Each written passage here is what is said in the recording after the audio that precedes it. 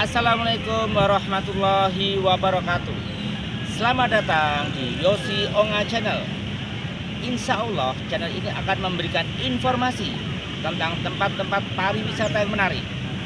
Untuk kali ini lokasi yang kami pilih adalah Alun-Alun Kidul, Yogyakarta. Ayo kita lihat videonya. Lokasi Alun-Alun Kidul atau Alun-Alun Selatan yaitu di dalam Benteng Keraton, tepatnya di Jalan Gading, Patehan, Kecamatan Keraton, Yogyakarta.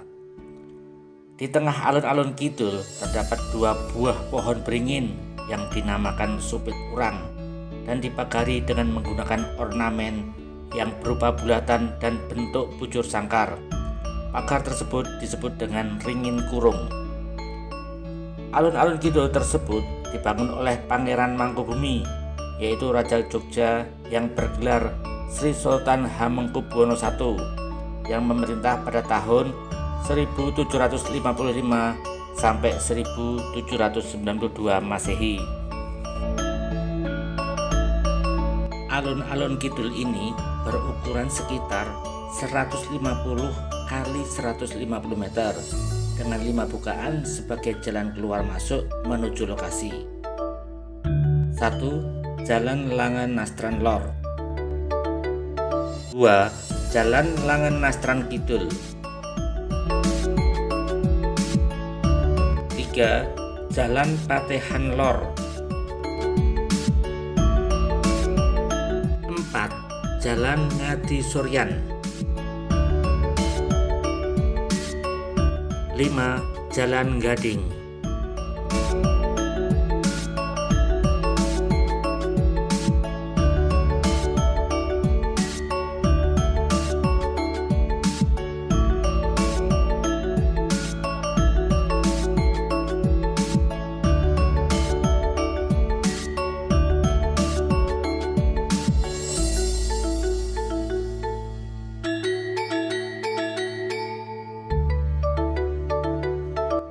Pada awalnya, Sasono Hinggil Dwi Abad bernama Siti Hinggil Kidul. Arti Siti Hinggil yaitu tanah yang tinggi. Luas kompleks Siti Hinggil kurang lebih 500 meter persegi, sedangkan permukaan tanah pada bangunan ditinggikan sekitar 150 cm dari permukaan tanah sekitarnya. Dahulu di tengah Siti Hinggil terdapat pendopo sederhana yang kemudian dibukar pada tahun 1956 menjadi sebuah gedung Sasono Hinggil Dwi Abad sebagai tanda peringatan 200 tahun kota Yogyakarta. Sekarang gedung Sasono Hinggil Dwi Abad digunakan untuk menggelar seni pertunjukan wayang kulit untuk masyarakat umum yang diadakan setiap bulan pada hari Sabtu minggu kedua. Pada sisi timur, barat, utara dari kompleks Sasono Hinggil Dwi Abad terdapat jalan kecil yang disebut Pamengkang, yaitu tempat orang berlalu lalang setiap hari.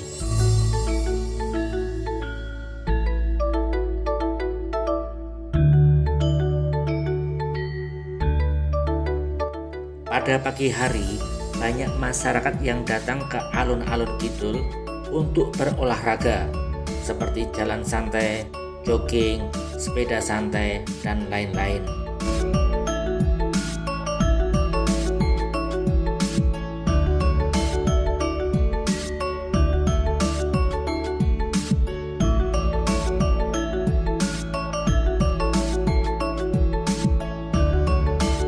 Selain olahraga, masyarakat datang hanya untuk wisata kuliner dan shopping.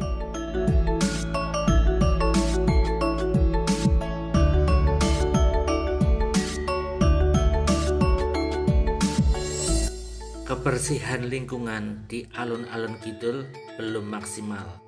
Hal ini bisa dilihat dari banyaknya sampah yang berserakan, bahkan pot tanaman berubah fungsi menjadi tempat sampah.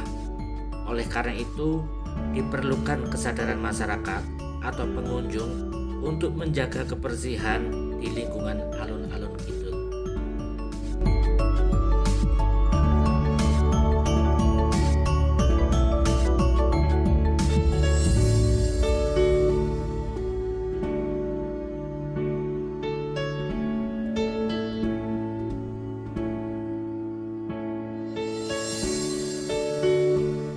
Pada sore hari, pedagang mulai mempersiapkan dagangannya untuk menyambut pengunjung alun-alun kidul yang mencari hiburan murah. Salah satu street food yang melegenda di Jogja adalah es goreng Pak Gatot. Istilah es goreng berasal dari kata es garing atau kering yang kemudian diplesetkan menjadi es goreng. Cara penyajiannya, pertama-tama ambil es potong, kemudian bagian es tersebut ditusuk dengan batang es krim sebagai pegangan. Terakhir, menggoreng es potong dengan mencelupkan ke dalam coklat cair yang mendidih. Setelah es potong terbalut coklat, kemudian diangkat sehingga coklat yang melumuri es tersebut langsung kering. Jadi seolah-olah es potong tersebut baru saja digoreng.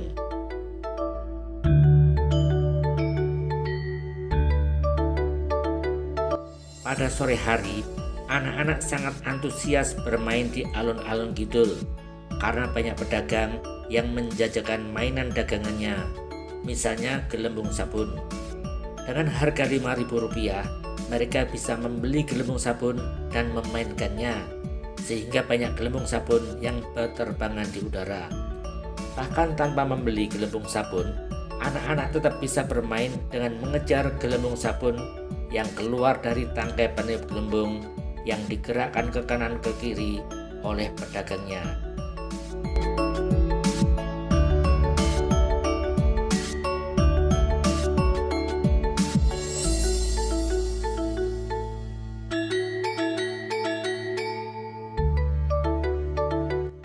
Menjelang malam hari, odong-odong mulai berdatangan di alun-alun kidul. Bagi wisatawan, odong-odong merupakan wahana permainan paling favorit di samping permainan masangin. Awal kemunculan odong-odong pada tahun 2013 telah merubah atmosfer alun-alun kidul yang dulunya sunyi, sepi, dan agak suram menjadi ramai, semarak, dan ceria. Bahkan pada saat ini alun-alun kidul menjadi salah satu ikon wisata di Yogyakarta.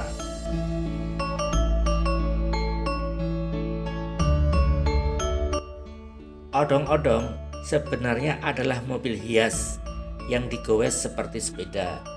Bedanya, di setiap kursi terdapat seperangkat alat gowes.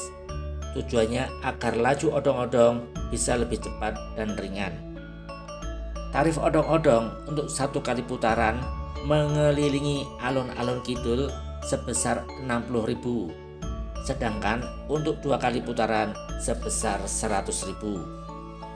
Selama ini tidak ada tarif baku naik odong-odong. Oleh karena itu, wisatawan yang ingin naik odong-odong disarankan untuk menanyakan harga terlebih dahulu.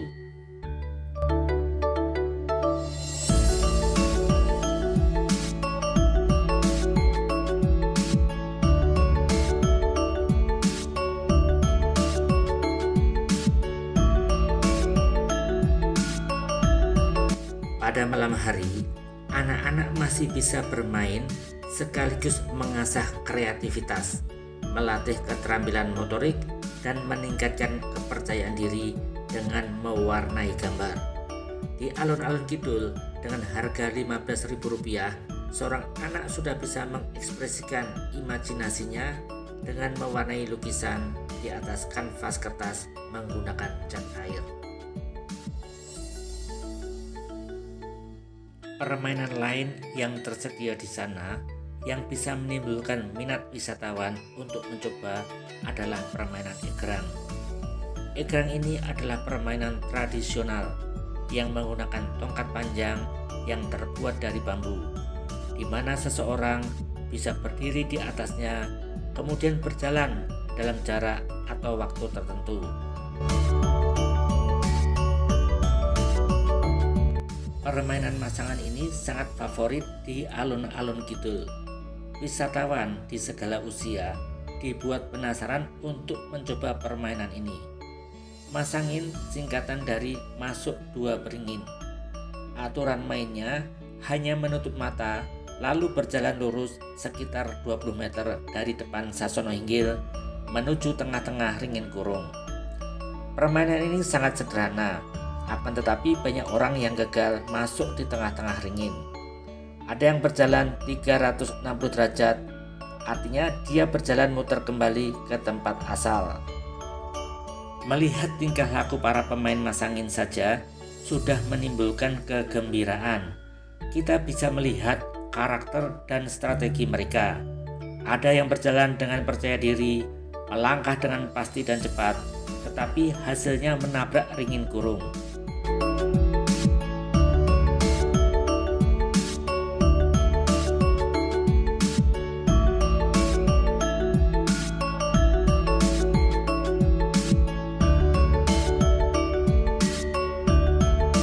Ada yang menggunakan strategi dengan jalan hati-hati, malah melenceng jauh dari sasaran.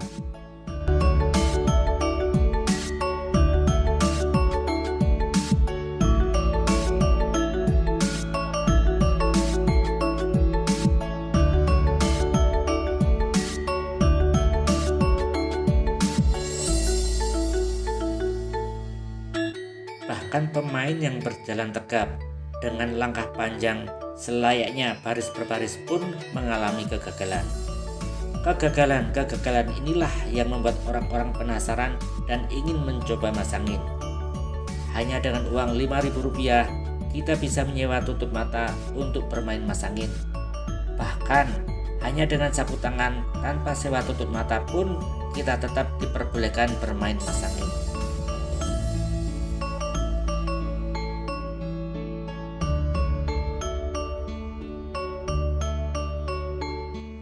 Permainan ini begitu menghibur, dan kita tidak perlu tahu mitos-mitos yang ada di balik permainan masangin ini. Bagi seorang muslim, jika tahu mitos-mitos ini, ditakutkan jatuh pada perbuatan syirik. Jadi bermainlah hanya untuk kegembiraan dan seru-seruan.